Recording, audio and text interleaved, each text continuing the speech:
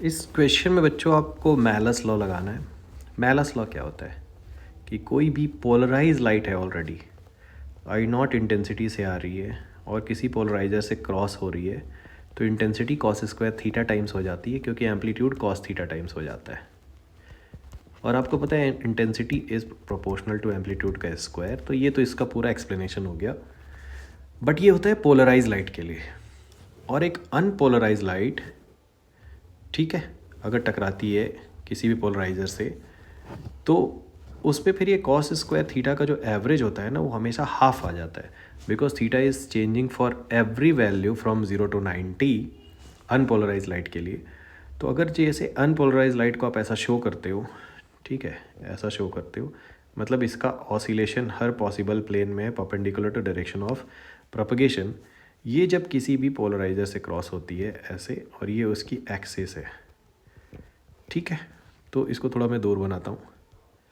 तो यहाँ जो लाइट आती थी उसकी इंटेंसिटी हो जाती थी हमेशा I0/2। वो कैसा है बच्चों, मैंने क्या बताया अभी आपको, कॉस स्क्वायर थीटा का एवरेज लिया गया है 0 से 90 डिग्री तक, तो वो I0/2 आती है।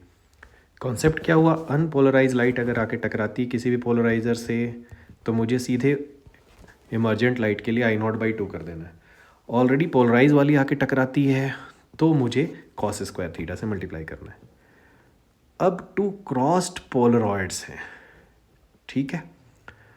तो कितने बीच में एक शीट को आप रोटेट कर रहे हो, किसके लिए एंगल मैक्सिमम आएगा ये पूछा जा रहा है। क्रॉस पोलराइड, देखो भाई, पहले पोलराइड आपने अगर ये ले लिया है, ठीक है, और दूसरा पोलराइड पे आते हैं, वो सपोज करो क्रॉस का मतलब इसके परपेंडिकुलर लगा हुआ है, तो उसको मैं ऐसे हॉरिजॉन्टल लगा देता हूँ। तो जैसे ही मैं हॉरिजॉन्टल लगाऊंगा बच्चों, तो पहले और दूसरे पोलराइड के बीच का एंगल हो गया 90 डिग्री, और ये लाइट पोलराइज हो चुकी है, ठीक है।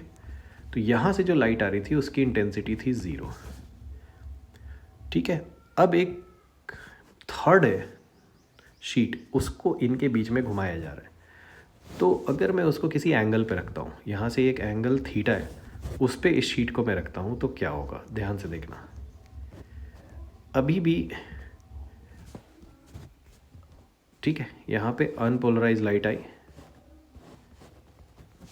यहाँ पे मान लो ये I0 इंटेंसिटी से आई, तो पहली बार जैसी ये क्रॉस हुई तब तो ये I0/2 हो गई, ठीक है। अब ये इसके साथ एंगल थीटा बना रहा है सपोज करो, तो अब वो उसको कॉस स्क्वायर थीटा टाइम्स क्या कर देगा, मल्टीप्लाई कर देगा इंटेंसिटी को, ठीक है, कॉस स्क्वायर थीटा टाइम्स। ऊपर तो मैंने थ्योरी बताई, देखो सॉल्यूशन तो यहीं से आ रहा है, कॉस स्क्वायर थीटा टाइम्स। यहाँ आते आते वो कॉस स्क्वायर थीटा से मल्टीप्लाई हो गया, बट सेकेंड सीट के साथ उसका कितना एंगल बन रहा है, थोड़ा ध्यान से देखना। फर्स्ट वाले पोलराइजर की एक्सिस इधर थी, सेकेंड की हॉरिजॉन्टल थी, बीच में आपने एक इंसर्ट किया थीटा से, ठीक है। ये ऐसा कुछ डायग्राम बनेगा जब मैं यहाँ से इनकी एक्सिस को देखूंगा ऐसा, तो इधर वाला एंगल तो 90 माइनस थीटा बचा।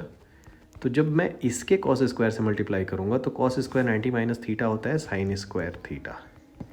और वैसे तो मैथ्स के स्टूडेंट को पता होना चाहिए कि ये जो इंटेंसिटी आ रही है, कभी भी कॉस थीटा और साइन थीटा का जो प्रोडक्ट है वो मैक्सिमम कब होता है, 45 डिग्री पे। और अगर आपको याद नहीं है तो बहुत सिंपल से तरीके से मैं बता दे रहा हूँ, I0 यहाँ नीचे 4 मल्टीप्लाई कर दो, ऊपर भी 4 मल्टीप्लाई कर दो, 4 sine square theta cos square theta. अब थोड़ा ध्यान से देखना, इसको आप क्या लिख सकते हो, 2 sine theta into cos theta का होल स्क्वायर है, मतलब ये साइन 2 थीटा का होल स्क्वायर। तो ये आएगी इंटेंसिटी, अगर पहले वाले पोलराइज पे इंटेंसिटी I0 की आ रही थी तो, ठीक है, पहले वाले पे I0 की आ रही थी तो। अब आपको पता है कि साइन 2 थीटा का होल स्क्वायर है ये बेसिकली, है ना, साइन 2 थीटा का होल स्क्वायर। तो साइन 2 थीटा की मैक्सिमम वैल्यू कब होगी, जब होगा 2 थीटा 90, और 2 थीटा 90 का मतलब होगा theta equal to 45 degree. See, so 45 degree is your answer.